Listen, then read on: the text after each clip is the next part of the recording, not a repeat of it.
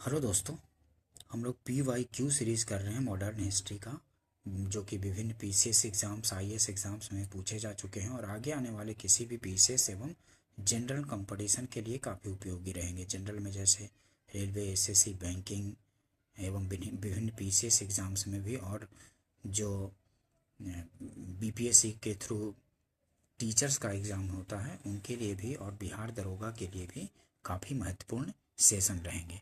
ठीक है, देखते हैं। मॉडर्न हिस्ट्री का क्वेश्चन है, देखते हैं दोस्तों। किसने कहा था कांग्रेस आंदोलन न तो लोगों द्वारा प्रेरित था, न ही वह उनके द्वारा सोचा या योजनाबद्ध किया गया था? तो ये किसने कहा था? सर सैयद अहमद खान ने कहा था। बी आंसर होगा। ठीक है, सर सैयद अहमद खान ने ऐसा कहा था।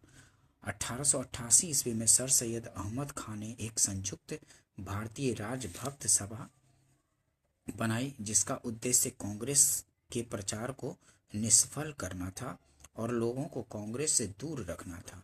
सर सैयद अहमद खान ने कहा था, कांग्रेस आंदोलन न तो लोगों द्वारा प्रेरित था, न ही यह उनके द्वारा सोचा या योजनाबद्ध किया गया था। ठीक है, यह स्टेटमेंट किसका है? तो सर सैयद अहमद का है, ध्यान रखेंगे। काफी इंपॉर्टेंट क्वेश्चन है दोस्तों। किसने कहा था, कांग्रेस पतन के लिए लड़खड़ा रही है, मेरी सबसे बड़ी अभिलाषा जब तक मैं भारत में हूं कांग्रेस की शांतिपूर्ण समाप्ति में सहयोग करना है। ठीक है, किसने कहा था? तो ये लॉर्ड कर्जन ने कहा था। किसने कहा था, कांग्रेस पतन के लिए लड़खड़ा रही है, मेरी सबसे बड़ी अभिलाषा जब तक मैं भारत में हूं कांग्रेस की शांतिपूर्ण समाप्ति में सहायता करना है? तो ये कहा था लॉर्ड कर्जन ने। बी आंसर होगा। ठीक है, ध्यान रखेंगे। नेक्स्ट देखते हैं। अध्यक्षीय संबोधन के समय जिस कांग्रेस अध्यक्ष ने हिंदी भाषा के लिए रोमन लिपि लागू करने की वकालत की थी, वे कौन थे? तो वे थे सुभाष चंद्र बोस थे। अध्यक्षीय संबोधन के समय जिस कांग्रेस अध्यक्ष ने हिंदी भाषा के लिए रोमन लिपि लागू करने की वकालत की थी, वे थे सुभाष चंद्र बोस। ध्यान रखेंगे। नेक्स्ट देखते हैं। भारत के स्वतंत्रता प्राप्ति के बाद निम्नलिखित में से किसने सुझाव दिया था कि भारतीय राष्ट्रीय कांग्रेस को समाप्त कर दिया जाए? तो भारतीय राष्ट्रीय कांग्रेस को समाप्त करने का सुझाव किसने दिया था? तो महात्मा गांधी ने दिया था। भारत के स्वतंत्रता प्राप्ति के बाद निम्नलिखित में से किसने सुझाव दिया था कि भारतीय राष्ट्रीय कांग्रेस को समाप्त कर दिया जाए? तो ये सुझाव दिया था महात्मा गांधी ने। ठीक है, भारत की स्वतंत्रता प्राप्ति के बाद महात्मा गांधी ने भारतीय राष्ट्रीय कांग्रेस को समाप्त करने का सुझाव दिया था। ठीक है, ध्यान रखेंगे।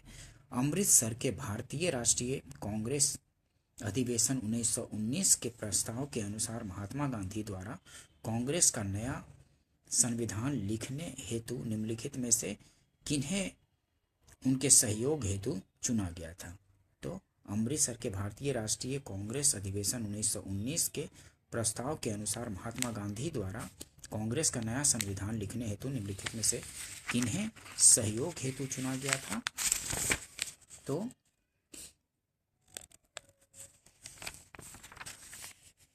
वो थे एनसी केलकर और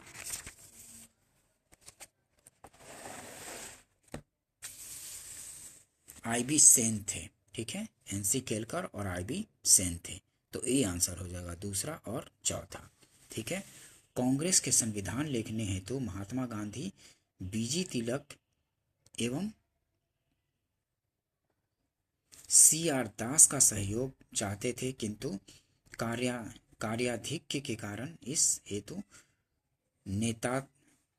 नेतृत्व उपलब्ध नहीं हो सके। ठीक है, उस समय वे उपलब्ध नहीं थे। इन शीर्ष नेताओं के स्थानापन्न के रूप में इन्हीं नेताओं के कनिष्ठ सहयोगी एनसी केलकर एवं IB सेन को कांग्रेस संविधान के लेखन में महात्मा गांधी के सहयोग हेतु चुना गया। ठीक है, वे चाहते थे कि बाल गंगाधर तिलक और CR दास वो हों, लेकिन वो उपलब्ध नहीं थे। इस वजह से एनसी केलकर और IB सेन को कांग्रेस संविधान के लेखन में महात्मा गांधी के सहयोग हेतु चुना गया था। ठीक है, नेक्स्ट देखते हैं। कांग्रेस के एक अधिवेशन में एक गवर्नर जनरल ने भाग लिया था। उस गवर्नर जनरल तथा अधिवेशन स्थल निम्न में से कौन था? तो लॉर्ड विलियम बेंटिंग बम्बई 1915 में भाग लिया था। ठीक है, कांग्रेस के एक अधिवेशन में एक गवर्नर जनरल ने भाग लिया था। उक्त गवर्नर जनरल तथा अधिवेशन स्थल निम्न में से कौन सा था? तो लॉर्ड विलियम बेंटिंग बम्बई में 1915 में भाग लिया था। ठीक है, बम्बई अधिवेशन 1915 के। लॉर्ड विलियम बेंटिंग ने कांग्रेस के 31वें अधिवेशन में भाग लिया था। इस दौरान वह बम्बई का गवर्नर था। यह अधिवेशन बम्बई में 1915 ईस्वी में आयोजित किया गया। ध्यातव्य है कि तब विलिंगटन गवर्नर जनरल नहीं था। ठीक है, भारत के गवर्नर जनरल एवं वायसराय के रूप में उसके कार्यकाल 1931 से 36 था। ठीक है, उसका गवर्नर जनरल का काल 31 से 36 था। विलिंगटन, लॉर्ड विलिंगटन, ठीक है, लॉर्ड विलिंगटन बम्बई में 1915 में भाग लिया था। नेक्स्ट देखते हैं, निम्नलिखित में से किस अधिवेशन में कांग्रेस ने पहली बार भारतीय रियासतों के प्रति अपनी नीति घोषित की थी? तो वो अधिवेशन था नागपुर अधिवेशन में रियासतों के प्रति अपनी नीति घोषित की गई थी कांग्रेस द्वारा। ठीक है, निम्नलिखित में से किस अधिवेशन में कांग्रेस ने पहली बार भारतीय रियासतों के प्रति अपनी नीति घोषित की थी? तो नागपुर अधिवेशन में की थी। ए आंसर होगा। ठीक है, नेक्स्ट देखते हैं, 1922 में गया के इंडियन नेशनल कांग्रेस के अधिवेशन के अध्यक्ष कौन थे? तो चित्तरंजन दास थे। ये आंसर होगा। ठीक है, 1922 में गया के इंडियन नेशनल कांग्रेस के अधिवेशन के अध्यक्ष कौन थे? तो चित्तरंजन दास थे। ये आंसर होगा। नीचे उन व्यक्तियों की सूची दी गई है जो भारतीय राष्ट्रीय कांग्रेस के अध्यक्ष हुए। तिथ्यानुसार उन्हें क्रमबद्ध कीजिए। नीचे दिए गए कूट का उपयोग कर अपना उत्तर दीजिए। ठीक है, तो वो कौन थे? क्रम इसका अध्यक्ष होने का सी है। महात्मा गांधी 1924 में हुए थे। जब उसके बाद सरोजिनी नायडू 1925 में। ठीक है, जवाहरलाल नेहरू 1936 में भी बने थे। और वल्लभ भाई पटेल, देखते हैं यहाँ पे, महात्मा गांधी 1924, सरोजिनी नायडू 1925, जवाहरलाल नेहरू 1929 के लाहौर अधिवेशन में अध्यक्षता की थी इन्होंने। ठीक है, और 36 में लखनऊ में भी की थी। 37 में फैजपुर में भी अधिवेशन की अध्यक्षता की थी। और पटेल ने 1931 में की थी। तो क्रम हो जाएगा, पहले महात्मा गांधी, उसके बाद सरोजिनी नायडू। ठीक है, तो 1, 4, फिर जवाहरलाल नेहरू 1929, पटेल 1931। ठीक है, लाहौर अधिवेशन का अध्यक्षता जवाहरलाल नेहरू ने 1929 में की थी। और पटेल ने, सरदार वल्लभ भाई पटेल ने 1931 के कराची अधिवेशन की अध्यक्षता की थी। ठीक है, तो सी होगा, 1, 4, 2 और 3। ठीक है, ध्यान रखेंगे, काफ़ी इंपॉर्टेंट क्वेश्चन है दोस्तों। भारतीय राष्ट्रीय कांग्रेस के 1924 के अधिवेशन में महात्मा गांधी द्वारा मात्र एक बार अध्यक्षता की गई। यह अधिवेशन कहाँ हुआ था? तो ये अधिवेशन बेलगांव में हुआ था। ठीक है, भारतीय राष्ट्रीय कांग्रेस के 1924 के अधिवेशन में महात्मा गांधी द्वारा मात्र एक बार अध्यक्षता की गई। यह अधिवेशन कहाँ हुआ था? तो बेलगांव में हुआ था। सी आंसर होगा, ध्यान रखेंगे। भारतीय राष्ट्रीय कांग्रेस का एकमात्र अधिवेशन जिसकी अध्यक्षता महात्मा गांधी ने की थी, कब की थी? तो बेलगांव अधिवेशन 1924 का है। सी आंसर होगा। ठीक है, अध्यक्ष भारतीय राष्ट्रीय कांग्रेस की सभाओं के स्थान है। ठीक है, कौन कब कहाँ पे अध्यक्षता किए थे? तो अबुल कलाम आज़ाद रामगढ़ में 1940 में अध्यक्षता की थी। ठीक है, अबुल कलाम आज़ाद 1940 में अध्यक्षता की थी रामगढ़ में। और इसी के बाद फिर 45 तक इन्होंने अध्यक्षता की थी कांग्रेस की। ठीक है, क्योंकि 5 सालों तक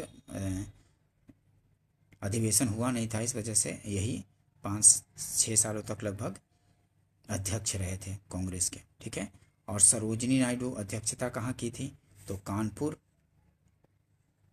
1925 का पहली भारतीय महिला अध्यक्ष हुई थी।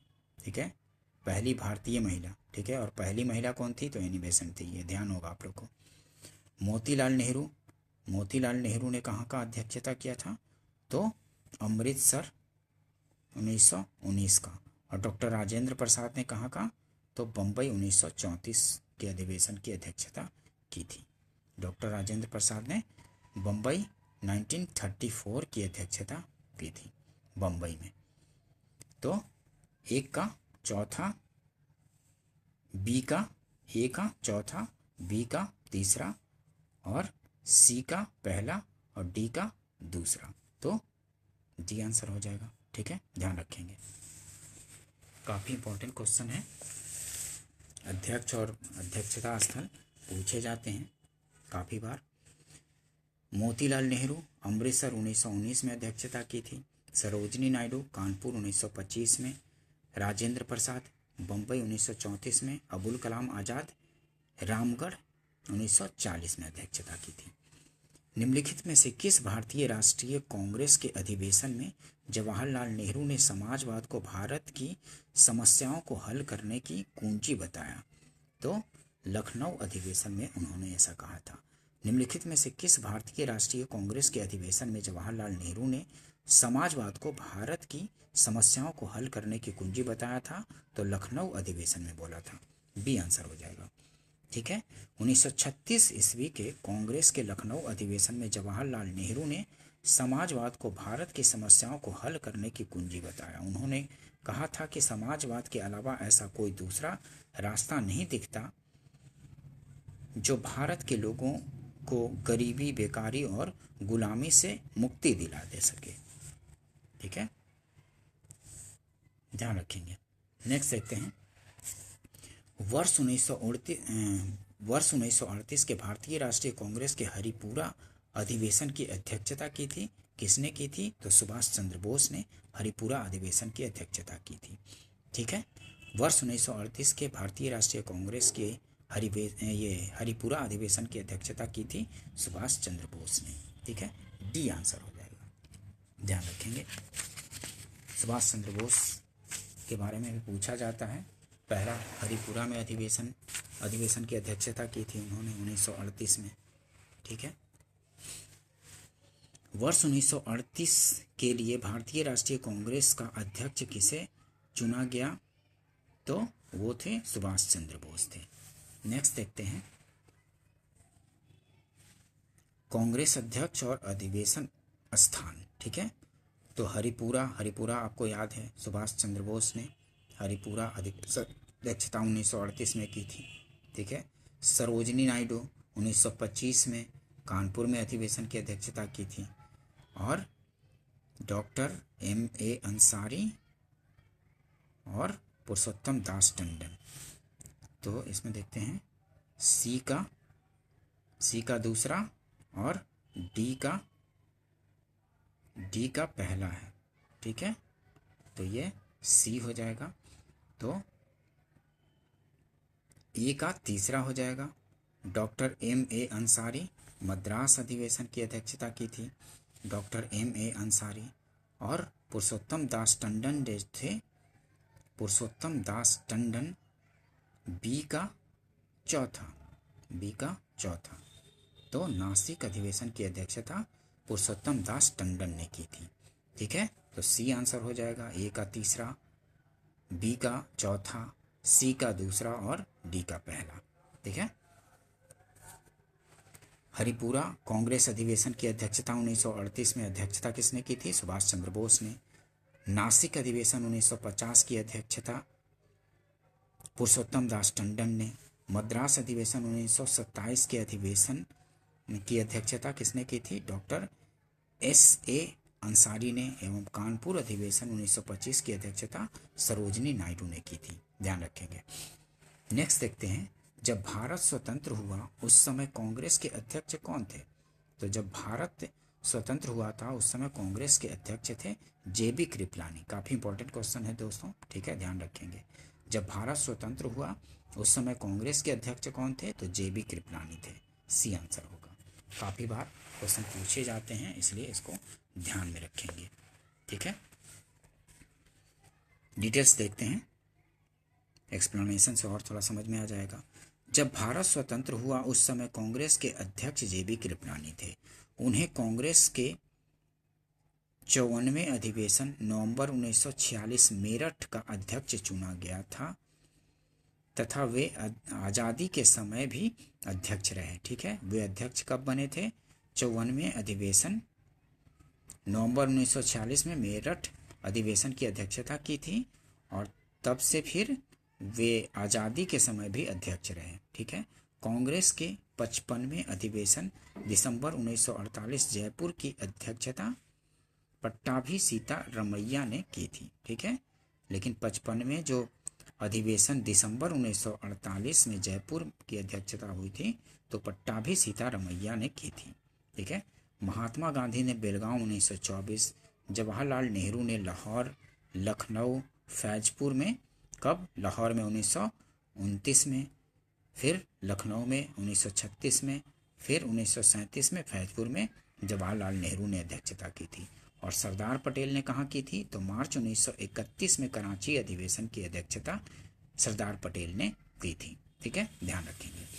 नेक्स्ट देखते हैं, ये सब काफ़ी इंपॉर्टेंट क्वेश्चन है दोस्तों, डिटेल्स से भी क्वेश्चन पूछे जा सकते हैं, इसको ध्यान से करेंगे, ठीक है।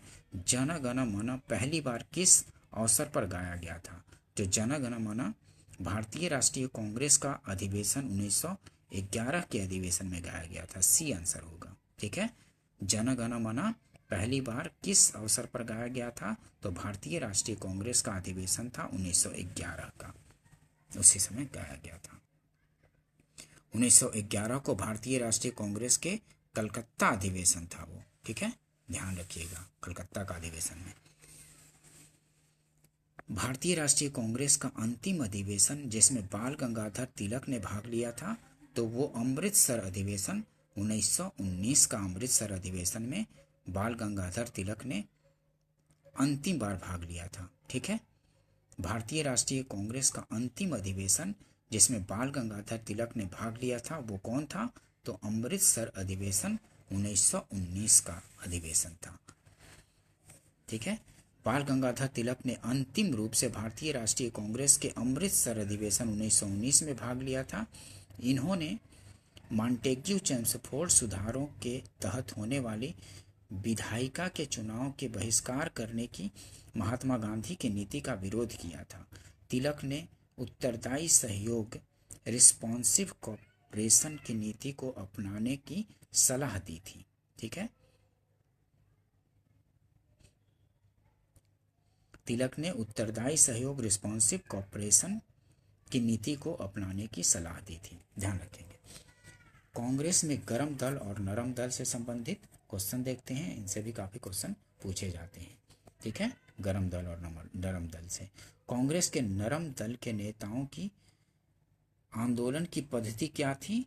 तो राजा वामबद्ध आंदोलन था इसका आंदोलन का पद्धति, राजा वामबद्ध आंदोलन, ठीक है। मतलब कॉन्स्टिट्यूशनल तरीके से ही ये, इसका मतलब इंग्लिश मतलब ये होता है कॉन्स्टिट्यूशनल तरीके से ही ये नरमपंथी लोग, इनका पद्धति था, ठीक है, मतलब आंदोलन चलाना चाहते थे। बी आंसर होगा।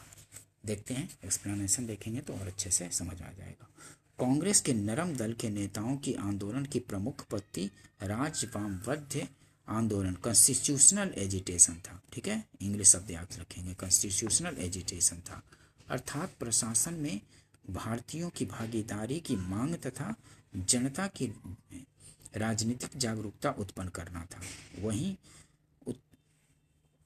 उग्रवादियों की मुख्य मांगे अनुकूल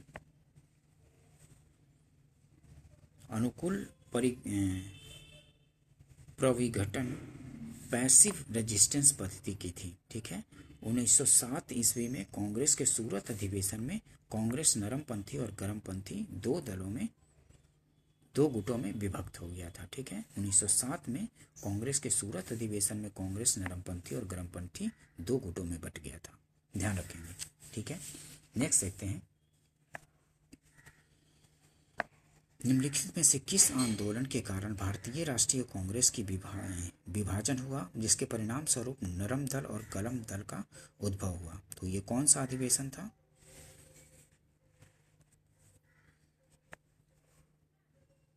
निम्नलिखित में से किस आंदोलन के कारण भारतीय राष्ट्रीय कांग्रेस का विभाजन हुआ, जिसके परिणाम स्वरूप नरम दल और गरम दल का उद्भव हुआ? तो ये स्वदेशी आंदोलन के कारण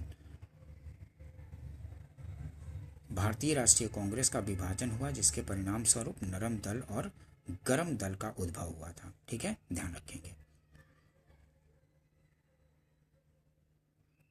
स्वदेशी आंदोलन जो 1905 में बंगाल विभाजन के कारण हुआ था, उसी के कारण फिर दोनों में अलगाव बढ़ता गया था। ठीक है, इसके बाद नरम दल और गरम दल में दोनों बट गए थे। स्वदेशी आंदोलन तथा विदेशी वस्तुओं के बहिष्कार के बंगाल से बाहर प्रसार को लेकर कांग्रेस के उग्रपंथी तथा नरमपंथी दलों के मध्य मतभेद व्याप्त था। गरमपंथी आंदोलनकारी स्वदेशी और बहिष्कार आंदोलन को बंगाल तक ही सीमित न रखकर उसे देश के अन्य हिस्सों तक पहुंचाना चाहते थे। वे केवल विदेशी माल के बहिष्कार से ही संतुष्ट नहीं थे, बल्कि वे चाहते थे कि अंग्रेजी हुकूमत को किसी भी तरह का सहयोग न दिया जाए। स्वदेशी आंदोलन के बाद दोनों गुटों के मध्य मतभेद और भी गहरा हो गया। परिणाम स्वरूप 1907 ईस्वी में सूरत अधिवेशन में कांग्रेस का विभाजन हो गया। ठीक है, मतभेद मतलब कि स्वदेशी आंदोलन से ही जो बंगाल का विभाजन हुआ था उसके खिलाफ जो स्वदेशी आंदोलन छेड़ा गया था, उसी दौरान इसकी पद्धति को लेकर के दोनों में मतभेद बढ़ता गया और फिर 1907 में सूरत अधिवेशन में कांग्रेस का विभाजन हो गया नरम दल और गरम दल में। ठीक है, नेक्स्ट देखते हैं, अधिकतर नरमपंथी नेता थे, कहाँ से थे? तो शहरी क्षेत्रों से थे अधिकतर नरमपंथी जो नेता थे। ठीक है, ध्यान रखेंगे। नेक्स्ट देखते हैं, निम्न में से कौन उग्रपंथी नहीं था? तो उग्रपंथी कौन नहीं थे? गोपाल कृष्ण गोखले जो थे उग्रपंथी नहीं थे। बाल गंगाधर तिलक, मदन लाल, ठीक है, मदन लाल ढींगरा, मदन लाल और उधम सिंह, ये सब उग्रपंथी टाइप के थे, लेकिन गोपाल कृष्ण गोखले उदारवादी नेता थे। ठीक है, निम्न में से कौन उग्र राष्ट्रवाद के उल्लेखनीय नेताओं में से नहीं था? तो उग्र राष्ट्रवाद के उल्लेखनीय नेताओं में से गोपाल कृष्ण गोखले नहीं थे। लाल बाल पाल तो आप लोग को पता ही है। ठीक है, लाला लाजपत राय, बाल गंगाधर तिलक और बिपिन चंद्र पाल, ये लोग गरमपंथी थे, लेकिन ये नरम पंथ के थे, गोपाल कृष्ण गोखले। ये ध्यान होगा आपको, ध्यान रखिएगा इसको। किसने भारतीय राष्ट्रीय कांग्रेस पर प्रार्थना, याचना तथा विरोध की राजनीति करने का आरोप लगाया था? तो ये आरोप प्रार्थना, याचना और विरोध की राजनीति करने का आरोप लगाया था बाल गंगाधर तिलक ने लगाया था कांग्रेस पर। ठीक है, ये काफी इंपॉर्टेंट क्वेश्चन है दोस्तों, ध्यान रखेंगे कि किसने भारतीय राष्ट्रीय कांग्रेस पर प्रार्थना, याचना तथा विरोध की राजनीति करने का आरोप लगाया था? तो वो थे बाल गंगाधर तिलक। काफी इंपॉर्टेंट क्वेश्चन है दोस्तों। अगर सेशन पसंद आता हो तो इसको लाइक कीजिए, सब्सक्राइब कीजिए और शेयर भी कीजिए अपने दोस्तों को। ठीक है, और सेशन को पूरा देखा कीजिए, तभी किसी भी एग्ज़ाम्स में फ़ायदा होगा। ठीक है, ठीक है दोस्तों, देखते हैं, आगे बढ़ते हैं। किसने भारतीय राष्ट्रीय कांग्रेस के विरुद्ध अनुनय, विनय और विरोध की राजनीति का दोष लगाया था? तो वो थे बाल गंगाधर तिलक थे। किसने भारतीय राष्ट्रीय कांग्रेस के विरुद्ध क्या? तो अनुनय, विनय और विरोध की राजनीति का दोष लगाया था? तो वो थे बाल गंगाधर तिलक। ये आंसर होगा। कांग्रेस की प्रार्थना और याचना की नीति अंतोगत्वा समाप्त हो गई बाल गंगाधर तिलक के नेतृत्व में। ठीक है, कांग्रेस की प्रार्थना और याचना की नीति अंतोगत्वा समाप्त हो गई बाल गंगाधर तिलक के नेतृत्व में। बी आंसर हो जाएगा। ठीक है, नेक्स्ट देखते हैं, भारतीय राष्ट्रीय कांग्रेस को किसने भीख मांगने वाली संस्था बेगिंग इंस्टीट्यूट कहा था? तो वो थे बाल गंगाधर तिलक ही थे। भारतीय राष्ट्रीय कांग्रेस को भीख मांगने वाली संस्था या बेगिंग इंस्टीट्यूट कहा था, तिलक ने कहा था, बाल गंगाधर तिलक ने। ठीक है। भारतीय राष्ट्रीय कांग्रेस की स्थापना 28 दिसंबर 1885 को बंबई स्थित गोकुल दास तेजपाल संस्कृत विद्यालय में की गई थी। उग्र विचारधारा वाले नेताओं ने कांग्रेस के बारे में नकारात्मक टिप्पणियां की। उनमें से एक बाल गंगाधर तिलक ने भारतीय राष्ट्रीय कांग्रेस को याचना संस्था बेगिंग इंस्टीट्यूट की संज्ञा दी थी। ठीक है, किसने? तो बाल गंगाधर तिलक ने। ठीक है, ध्यान रखेंगे। भारतीय राष्ट्रीय आंदोलन गर्मपंथियों के प्रावधान आया, कब आया था? तो 1906 के बाद आया था, गर्मपंथियों के प्रावधान आया था। भारतीय राष्ट्रीय आंदोलन गर्मपंथियों के प्रावधान आया था, कब आया था? तो 1906 के बाद आया था, ध्यान रखेंगे। 1906 ईस्वी के बाद भारतीय राजनीति में कांग्रेस के भीतर गर्म दल का प्रभाव बढ़ा। गर्म दल का नेतृत्व प्रमुख कांग्रेसी नेताओं बाल गंगाधर तिलक, लाला लाजपत राय, बिपिन चंद्र पाल तथा अरविंद घोष ने मिलकर किया। इन नेताओं ने स्वराज को अपना लक्ष्य बनाया। ठीक है, जो गर्मपंथी के नेता थे, स्वराज को अपना लक्ष्य बनाया। तिलक ने नारा दिया, स्वराज मेरा जन्म सिद्ध अधिकार है और मैं इसे लेकर रहूंगा। ठीक है, ये तो बोला था लखनऊ अधिवेशन में 1916 में। ठीक है, निम्नलिखित में से कौन सा नेता कांग्रेस के गर्म दल से संबंधित था? तो कांग्रेस के गर्म दल से संबंधित आपको पता है अरविंद घोष और लाल बाल पाल की तिकड़ी। ठीक है, वो तो गर्म दल के नेता, और एक थे ये अरविंद घोष भी थे, और ये सब नरमपंथी थे। गोपाल कृष्ण गोखले, एस.एन. बनर्जी, सुरेंद्रनाथ बनर्जी और दादा भाई नौरोजी। तो आंसर हो जाएगा ए, आंसर होगा। ठीक है, ये गर्मपंथी नेता थे। नेक्स्ट देखते हैं, राष्ट्रीय आंदोलन में निम्नलिखित में से किसको नरम दलीय के तौर पर नहीं जाना जाता था? तो नरम दलीय के तौर पे नहीं जाना जाता था, मतलब कि गर्म दल के नेता थे बाल गंगाधर तिलक थे। ठीक है, ये आंसर हो जाएगा। शेरे पंजाब के नाम से इनमें से कौन मशहूर थे? तो शेरे पंजाब के नाम से लाला लाजपत राय प्रसिद्ध थे। शेरे पंजाब के नाम से जाने जाते थे लाला लाजपत राय। ठीक है, लाला लाजपत राय शेरे पंजाब के नाम से भी जाने जाते थे। ध्यान रखेंगे दोस्तों, काफी बार पूछे जाते हैं ये क्वेश्चन। ठीक है, काफी महत्वपूर्ण क्वेश्चन है। निम्नलिखित में से कौन भारतीय राष्ट्रीय कांग्रेस के उदारवादियों से जुड़ा नहीं था? तो उदारवादी इनमें से कौन से नहीं थे? तो लाला लाजपत राय उदारवादी नहीं थे। लाल बाल पाल, ठीक है, ये गर्म पंथ के नेता थे। फिरोज शाह मेहता उदारवादी थे। दादा भाई नौरोजी उदारवादी थे, और गोपाल कृष्ण गोखले भी उदारवादी थे। लेकिन लाला लाजपत राय गर्म पंथ के नेता थे। ठीक है, निम्न में से किस एक को लाला लाजपत राय ने अपना राजनीतिक गुरु माना था? तो लाला लाजपत राय ने मैजनी को अपना राजनीतिक गुरु माना था। ध्यान रखेंगे, लाला लाजपत राय ने मैजनी को अपना राजनीतिक गुरु माना था। नेक्स्ट देखते हैं, निम्न में से कौन मध्यम मार्गी नहीं था? तो मध्यम मार्गी कौन नहीं थे? बाल गंगाधर तिलक। ठीक है, ध्यान रखेंगे। निम्नलिखित नेताओं में से कौन एक स्वदेशी के समर्थक थे? तो स्वदेशी के समर्थक थे अरविंद घोष थे। जो गर्म पंथ के नेता थे वे स्वदेशी के समर्थक थे। तो अरविंद घोष गर्म दल के नेता हैं, स्वदेशी के समर्थक थे। बंगाल के विभाजन के विरोध में चलाए गए स्वदेशी आंदोलन 1905 से 8 के अरविंद घोष प्रमुख नेता थे। इस आंदोलन के अन्य प्रमुख नेता लाला लाजपत राय पंजाब से, बाल गंगाधर तिलक महाराष्ट्र से और बिपिन चंद्रपाल बंगाल से थे। ठीक है, ध्यान रखेंगे। निम्नलिखित में से किसे भारतीय अशांति के जनक के रूप में जाना जाता है? तो भारतीय अशांति के जनक के रूप में किसे जाना जाता है? तो लोकमान्य तिलक को माना जाता है भारतीय अशांति के जनक के रूप में। ठीक है, सी आंसर हो जाएगा। तिलक सेवा और बलिदान में विश्वास करते थे और उनमें सरकार की सत्ता को चुनौती देने का साहस था। यह उन्हीं के प्रयत्नों का परिणाम था कि कांग्रेस सरकार की प्रशंसा करने वाली संस्था से बदलकर सरकार की आलोचक संस्था बन गई।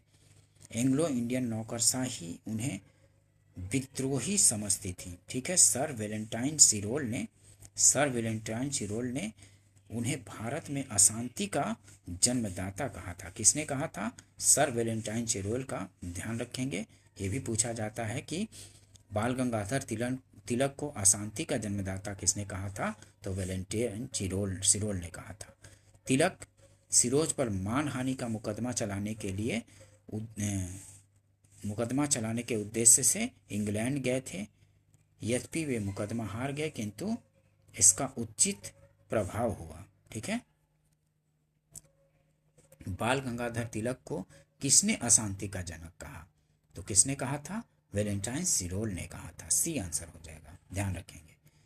बाल गंगाधर तिलक को अशांति का जन्मदाता वैलेंटाइन सिरोल ने कहा था, ध्यान रखेंगे। काफ़ी बार पूछे जाते हैं, रिपीट होते रहते हैं किसी भी एग्जाम्स में, वो चाहे जनरल कंपटीशन हो या फिर पीसीएस में भी काफ़ी बार रिपीट होते हैं दोस्तों, इसलिए इसको ठीक से करेंगे। ठीक है, और प्लेलिस्ट भी बना हुआ है, उसमें बहुत सारे हिस्ट्री के भी और ज्योग्राफी के भी और मैपिंग का भी वीडियो आ चुका है, तो उसको भी जा कर के देखा कीजिए, और देख लिया तो उसको स्पीड बढ़ा के 1.25 या 1.5 पे बढ़ा करके इसको रिवीजन भी कीजिए। ठीक है, एग्ज़ाम्स के पहले भी और या ऐसे भी, तभी एग्ज़ाम्स में बेहतर मतलब रिजल्ट हो सकता है। ठीक है, जब अच्छे से रिवीजन करके जाएंगे। ठीक है, किसने कहा था तिलक भारतीय अशांति के जनक हैं? तो किसने कहा था? वैलेंटाइन सिरोल ने कहा था। ये आंसर हो जाएगा। निम्नलिखित में से किसे भारतीय अशांति का जनक कहा गया है? तो बाल गंगाधर तिलक को भारतीय अशांति का जनक कहा गया है। ये आंसर हो जाएगा। ठीक है, बीजी तिलक को सजा के पश्चात निम्नलिखित में से किसने दया की वकालत की थी और कहा था संस्कृत के इस विद्वान के रूप में तिलक में मेरी दिलचस्पी है? तो मैक्स मुलर ने ऐसा कहा था कि बाल गंगाधर तिलक को सजा के पश्चात निम्नलिखित में से किसने दया की वकालत की थी और कहा था कि संस्कृत के एक विद्वान के रूप में तिलक में मेरी दिलचस्पी है? तो मैक्स मुलर ने ऐसा कहा था बाल गंगाधर तिलक के बारे में। ठीक है, 1908 में 6 वर्ष के कारावास की सजा स्वतंत्रता संग्राम के किस उग्रवादी नेता को दी गई थी? तो बाल गंगाधर तिलक को दी गई थी 1908 में 6 वर्ष के कारावास की सजा। स्वतंत्रता संग्राम के किस उग्रवादी नेता को? तो बाल गंगाधर तिलक को 1908 में 6 वर्ष के कारावास की सजा दी गई थी। ठीक है, 1908 में बाल गंगाधर तिलक को केसरी में प्रकाशित लेखों के आधार पर राजद्रोह का मुकदमा चलाकर 6 वर्ष के कारावास की सजा देकर मांडले बर्मा जेल भेज दिया गया। ठीक है, तिलक को ही इस सजा के विरोध स्वरूप बम्बई के कपड़ा मिल मजदूरों ने देश में पहली राजनीतिक हड़ताल की थी। मांडले जेल में ही उन्होंने गीता रहस्य नामक पुस्तक लिखी थी। ठीक है, गीता रहस्य नामक पुस्तक मांडले जेल में ही बाल गंगाधर तिलक ने लिखी थी। ठीक है, नेक्स्ट देखते हैं। 1908 में बाल गंगाधर तिलक को जेल हुई थी 6 वर्ष के लिए हुई थी। ठीक है, 1908 में बाल गंगाधर तिलक को 6 वर्ष के लिए हुई थी। काफ़ी बार पूछा जाता है कितने वर्ष के लिए बाल गंगाधर तिलक को सजा हुई थी? तो 6 वर्ष के लिए हुई थी। ठीक है, भारत के स्वतंत्रता आंदोलन के प्रारंभिक दौर में उग्रवादी विचारधारा को निम्नलिखित में से कौन सा एक निरूपित करता है? तो सांविधानिक साधनों एवं याचिकाओं के स्थान पर आक्रामक साधनों से स्वशासन प्राप्त करना। भारत के स्वतंत्रता आंदोलन के प्रारंभिक दौर में उग्रवादी विचारधारा को निम्नलिखित में से कौन सा एक निरूपित करता है? तो जो उग्रवादी लोग थे उनका विचारधारा क्या था? सांविधानिक साधनों एवं याचिकाओं के स्थान पर जो पहले नरमपंथी का क्या था कि वे सांविधानिक तरीके से ब्रिटिशर्स के साथ के पास अपने मांग रखते थे, लेकिन इनका क्या पत्ती हो गया? आक्रामक साधनों से स्वशासन प्राप्त करना, ये उग्रवादियों का साधन हो गया था। ठीक है, मतलब अपने पत्ती को बदल लिए थे। पहले क्या था? संवैधानिक साधनों एवं याचिकाओं के स्थान पर ये जो उग्रवादी थे आक्रामक साधनों से स्वशासन प्राप्त करना चाहने लगे थे। ठीक है, तो ये बी आंसर हो जाएगा। ठीक है, ध्यान रखेंगे।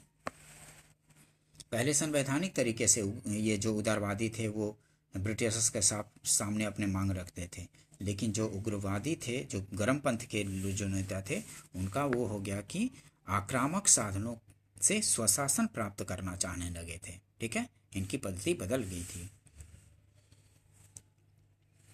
जहां उदारवादी दल संवैधानिक आंदोलन में अंग्रेजों की न्यायप्रियता में, वार्षिक सम्मेलनों में भाषण देने, प्रस्ताव पारित करने में और इंग्लैंड में शिष्टमंडल भेजने में विश्वास करता था, वहीं दूसरी ओर उग्रवादी दल आक्रामक प्रतिरोध में, सामूहिक आंदोलन में तथा आत्म बलिदान के लिए दृढ़ निश्चय में विश्वास करता था।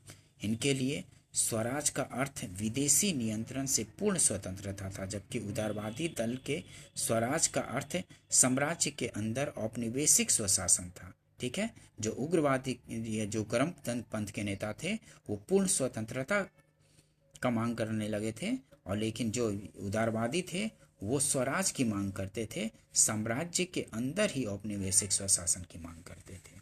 ठीक है, नेक्स्ट देखते हैं। भारतीय मुसलमान सामान्य रूप से उग्रवादी आंदोलन की ओर आकर्षित नहीं हुए, इसका कारण क्या था? भारतीय मुसलमान सामान्य रूप से उग्रवादी आंदोलन की ओर आकर्षित नहीं हुए, इसका कारण क्या था? तो उग्रवादियों के हिंदू अतीत का राग अलापने की नीति। ठीक है, उग्रवादी जो नेता थे वो हिंदू अतीत की राग अलापने लगे थे, इस वजह से वो उग्रवादियों की तरफ आकर्षित नहीं हुए भारतीय मुसलमान। डी आंसर होगा। ठीक है, एक्सप्लेनेशन देखते हैं और अच्छे से समझ में आ जाएगा।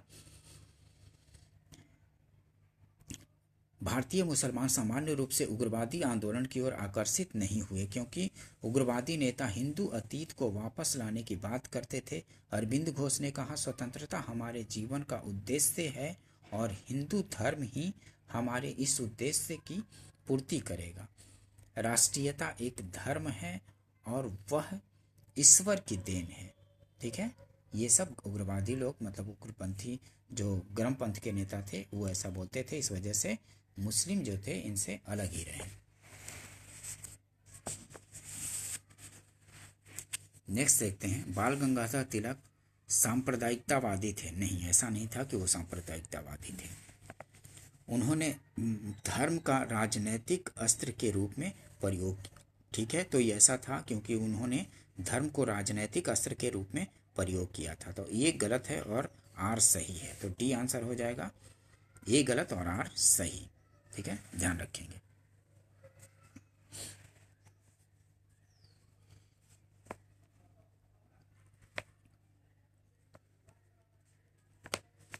नेक्स्ट देखते हैं, महाराष्ट्र में गणपति पर्व का श्री गणेश किया था, किसने किया था? तो बाल गंगाधर तिलक ने ही गणपति पर्व का श्री गणेश किया था। ठीक है, ये उग्रवादी नेता थे, जैसे शिवाजी महोत्सव, फिर गणपति महोत्सव, ये सब बाल गंगाधर तिलक महाराष्ट्र में किए थे। ठीक है, ये आंसर हो जाएगा। नेक्स्ट देखते हैं, निम्नलिखित में से किसने महाराष्ट्र के गणपति उत्सव का ऐसा कायाकल्प किया कि वह एक राष्ट्रीय उत्सव हो गया और उसका स्वरूप राजनीतिक हो गया? तो बाल गंगाधर तिलक ने किया था। ठीक है, निम्नलिखित में से किसने महाराष्ट्र के गणपति उत्सव का ऐसा कायाकल्प किया कि वह एक राष्ट्रीय उत्सव हो गया और उसका स्वरूप राजनीतिक हो गया? तो वो थे बाल गंगाधर तिलक के द्वारा। ठीक है, इन्हीं के द्वारा शिवाजी महोत्सव और गणपति महोत्सव मनाने का शुरुआत किया गया था। ठीक है, महात्मा गांधी के साथ निम्न मुसलमानों में से किसने बाल गंगाधर तिलक की अर्थी उठाई थी? तो वो कौन थे? शौकत अली थे। ये आंसर हो जाएगा। महात्मा गांधी के साथ निम्न मुसलमानों में से किसने बाल गंगाधर तिलक की अर्थी उठाई थी? तो शौकत अली थे। ठीक है, ये आंसर हो जाएगा, शौकत अली ने उठाई थी। बाल गंगाधर तिलक की 1 अगस्त 1920 को हुई मृत्यु के बाद उनकी अर्थी को महात्मा गांधी के साथ मौलाना शौकत अली तथा डॉक्टर सैफुद्दीन किचलू ने उठाया था।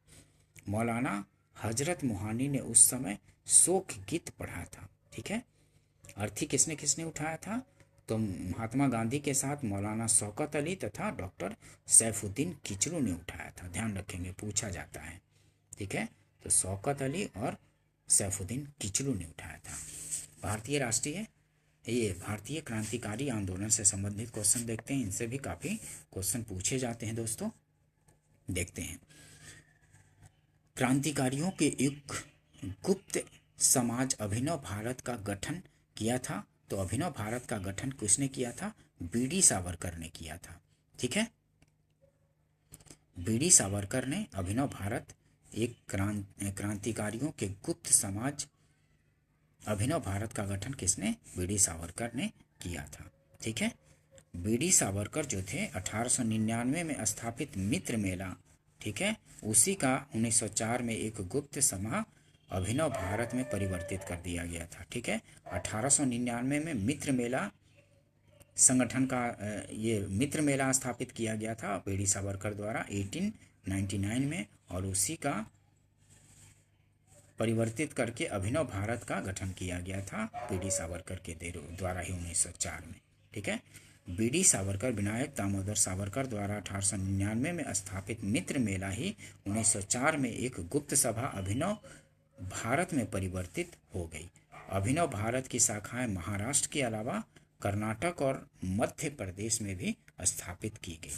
ठीक है, अभिनव भारत से कौन संबंधित है? तो आप लोग को पता है, बीडी सावरकर। ठीक है, जो कि 1904 में मित्र मेला के स्थान पर ही संगठित कर दिया गया था 1904 में अभिनव भारत। ठीक है, अभिनव भारत मित्र मेला जो 1899 में स्थापित किया गया था, उसी के स्थान पर एक गुप्त संगठन अभिनव भारत बीडी सावरकर द्वारा स्थापित कर दी गई थी।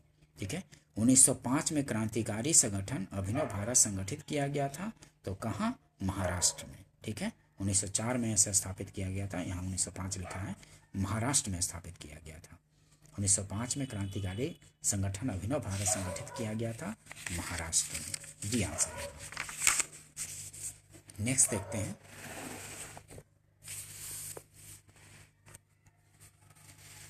निम्नलिखित में से किसने क्रांतिकारियों के संगठन अभिनव भारत को संगठित किया था? तो अभिनव भारत को विनायक दामोदर सावरकर ने स्थापित किया था।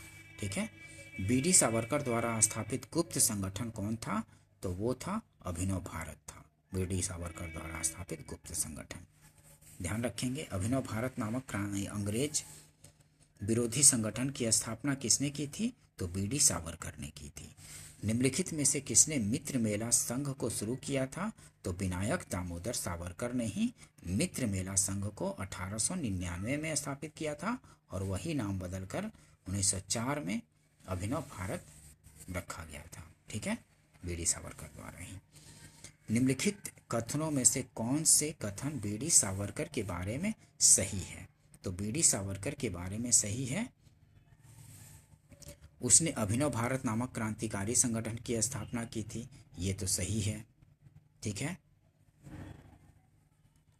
भारतीय राष्ट्रवादियों को प्रेरित करने के उद्देश्य से उन्होंने मैजनी की जीवनी लिखी थी। भारतीय राष्ट्रवादियों को प्रेरित करने के उद्देश्य से उन्होंने मैजनी की जीवनी लिखी थी, ये भी सही है। उन्होंने भारत का स्वतंत्रता संग्राम 1857 नामक पुस्तक लिखी, जो 1857 के विद्रोह का एक राष्ट्रवादी दृष्टिकोण प्रदान करती है, ये भी सही है। और ब्रिटिश कैद से मुक्त होने के लिए वे एक चलते जहाज से कूद पड़े। ब्रिटिश कैद से मुक्त होने के लिए वे चलते जहाज से कूद पड़े, ये भी सही है। तो 1 2 3 4 चारों सही है, तो ए आंसर हो जाएगा। ठीक है, ए आंसर होगा। 1 2 3 4 चारों सही है बीडी सावरकर के बारे में। ठीक है,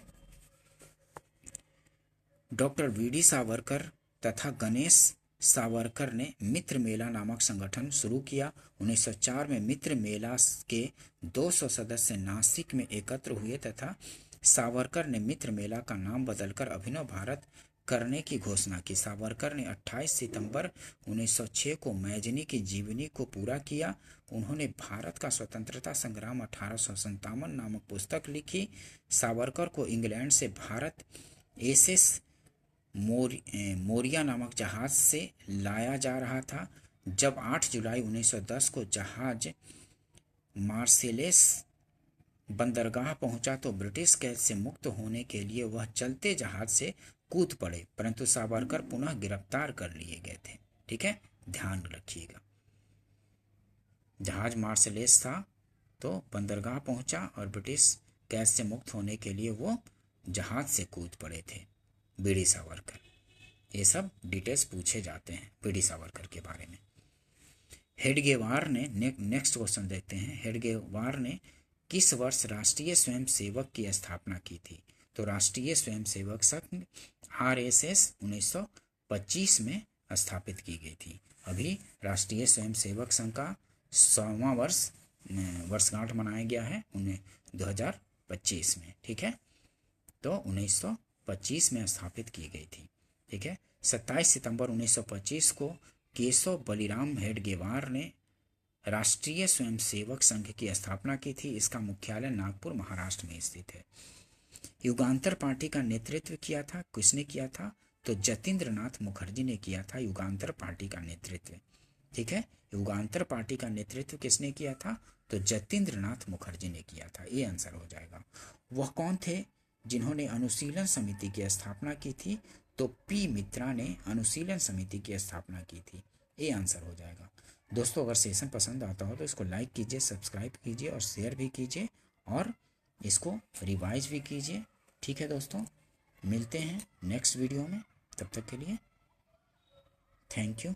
वीडियो देखने के लिए बहुत बहुत थैंक यू आपको।